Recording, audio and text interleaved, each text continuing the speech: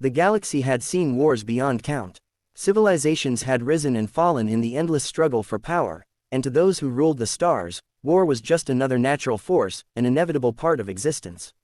Entire species had been wiped from history, their home worlds reduced to dust, and their names forgotten.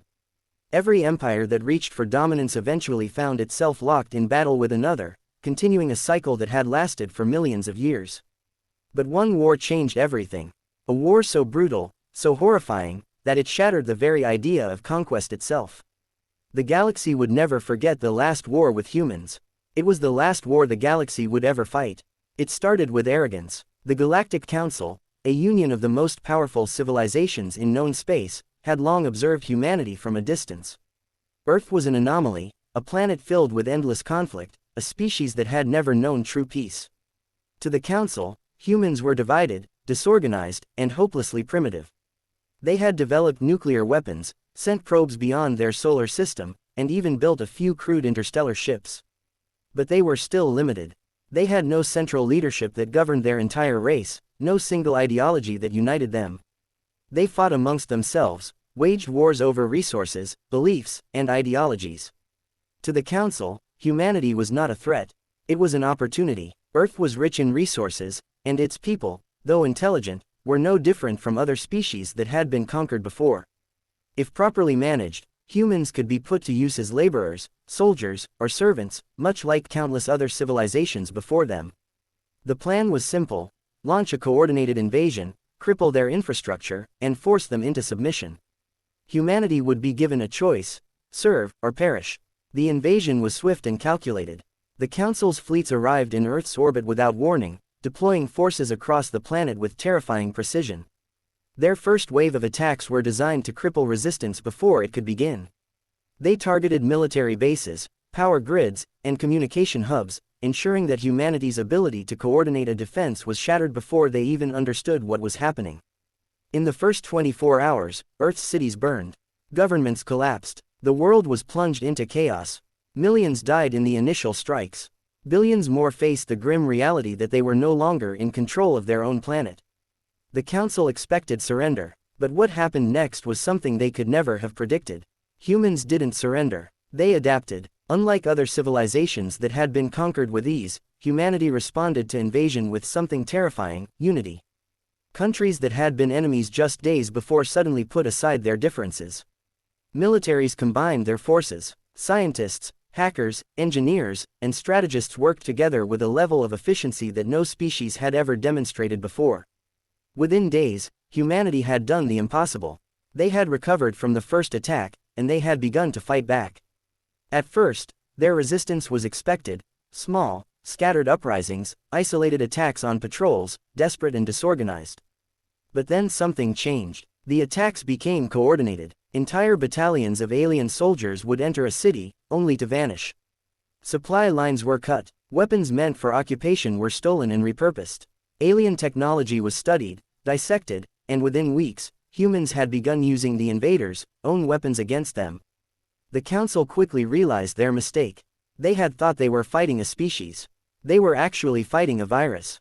Humanity was unlike anything the galaxy had ever seen. They learned from every battle, every loss. They did not fight fair. They did not follow the rules of war that other species abided by. They fought with deception, brutality, and an almost mechanical efficiency. They weaponized psychological warfare, spreading false intelligence, turning enemies against each other, hacking into alien communication networks and feeding disinformation. Every time the Council adapted, the humans were already 3 steps ahead.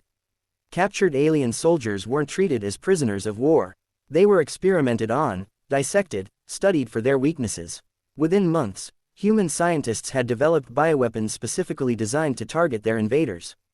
Entire regiments of alien troops fell to engineered diseases that spread like wildfire through their ranks, while humans remained untouched. The war escalated beyond anything the Council had ever experienced. In desperation, they sent their full military force, the combined might of 1,000 worlds. Their plan was simple: wipe Earth from existence before humans could do more damage. They would unleash planet-destroying weapons, bombard Earth until it was nothing but a dead rock. But they were too late. Before the fleet could reach Earth, the humans launched their own offensive. In a move that defied all logic, they didn't wait for the fight to come to them. They took the fight to the stars.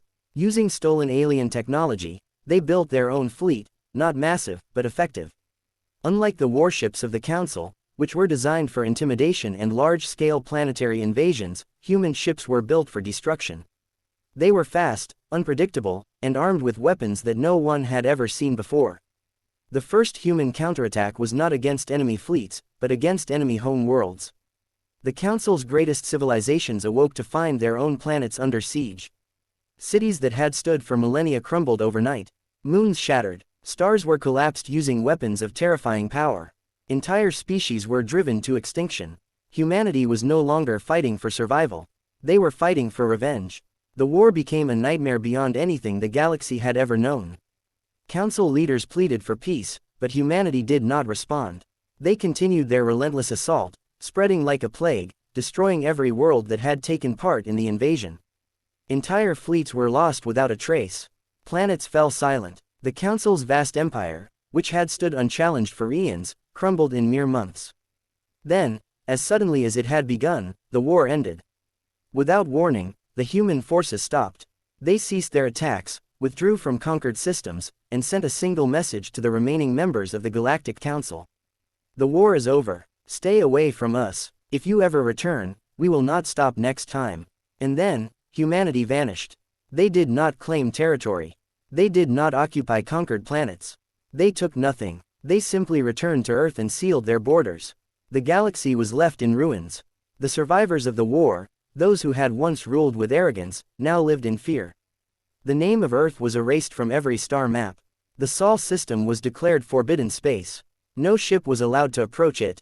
No species dared to speak of it. The war had ended not because the Council had won, but because humanity had chosen to stop. The galaxy had learned a lesson that would never be forgotten. There would never be another war with humans. Because no one was willing to risk what would happen if there was.